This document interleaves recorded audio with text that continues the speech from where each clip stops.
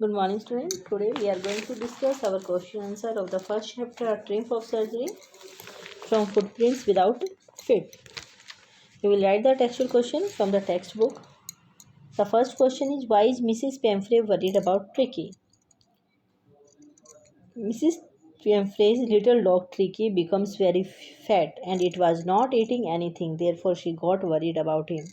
In the beginning of the chapter, we have read that Mrs. Pamphlet was over pampering her little dog, वो अपने dog को बहुत ज़्यादा over pampered कर रही थी, यानी कि बहुत ज़्यादा ओवर फीडिंग स्टार्ट कर दी थी, उसे कुछ ज़्यादा ही प्यार लाड प्यार दिखा रही थी, जिसकी वजह से वो बहुत ज़्यादा ह्यूज हो गया था, बहुत ज़्यादा फैटी हो गया था और वो बीमार पड़ गया था और कुछ नहीं खा रहा था। इसीलिए मिसिस पेम्फ्रे को चिंता हो गई थी।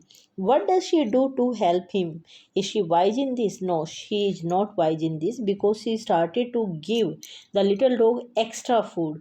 She was thinking that the dog was suffering from the malnutrition. उसे लगा कि डॉग के अंदर एनर्जी की कमी हो गई है, तभी वो रिस्पॉन्ड नहीं कर रहा है, कुछ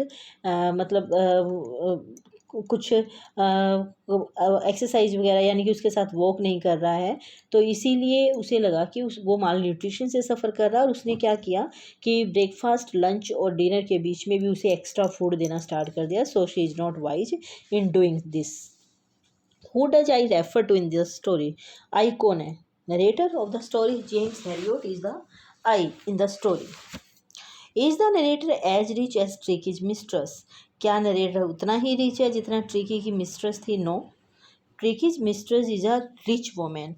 वो काफ़ी रिच लेडी दिखाई है हमें स्टोरी में, because she has a large number of maids and servants and she was over pampering her dogs.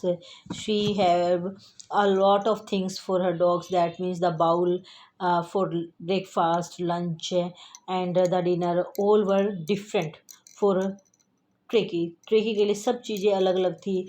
उसके सर्दियों के कोट अलग थे, गर्मियों के कोट अलग थे, बारिश में पहनने का कोट अलग था। दैट मीन्स कि जिस हिसाब से हमें बताया गया कि she was sending so many things for tricky at the surgery also, all this shows that the Tricky's mistress was very rich and the narrator was not as rich as Tricky's mistress. He was only a veterinary surgeon. वो सिर्फ एक जानवरों का surgeon था, इसके अलावा कुछ नहीं। How does he treat the dog? उसने डॉग का इलाज कैसे किया? जो मिस्टर हेरियोट था, he was a very wise person. He knows very well that Tricky has no problem. He was suffering from over feeding. उसे पता था कि जो ट्रिकी है वो ओवर फीडिंग से सफ़र कर रहा है, इसीलिए उसे ये भी पता था कि उसका ट्रीटमेंट कैसे करना है. He gives no medicine to Tricky. उसने ट्रिकी को कोई दवाई नहीं दी. He gives him food only when he is hungry. जब उसे भूख लगती है तभी वो उसे खाना देता है. And he also gives him a plenty of water to drink. उसे पीने के लिए वो बहुत सारा पानी देता है. जब ट्रिकी को थोड़ा सा खाना कम मिलता है या उसे भूख लगने पर खाना मिलता है, तो वो क्या करता है कि थोड़ा सा एक्टिव हो जाता है. And he starts to play with the other dogs at surgery.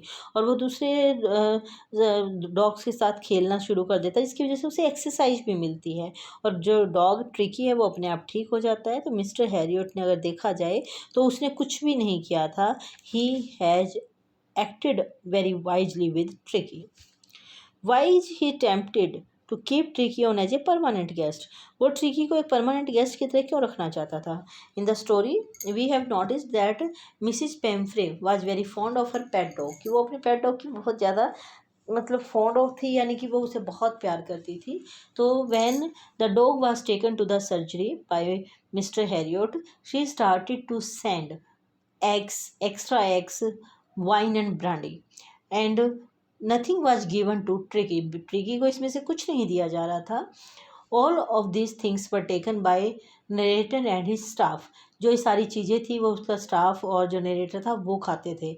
सुबह जो एग्स आते थे वो ब्रेकफास्ट में ले लेते थे, वाइन को वो लंच में लेते थे और ब्रांडी को वो डिनर में लेते थे. So it has become a festive like season for them. उनके लिए एक त्यौहार जैसा हो गया था. So they were attempted to keep Tricky as a permanent guest. इसलिए उन्हें लगा रहा था कि ट्रिकी अगर यहाँ हमेशा के लिए रह जाए तो मिसिस पेम्फ्रे ऐसे ही चीज़ों को भेजती रहेगी और वो इंजॉय करते रहेंगे. Why does Mrs Pumphrey think the dog's recovery is a trip of surgery? Mrs Pumphrey को ये क्यों लगता है कि जो डॉग रिकवर हुआ था वो सर्जरी की जीत थी? ट्रिम्फ होता है विक्ट्री, जीत।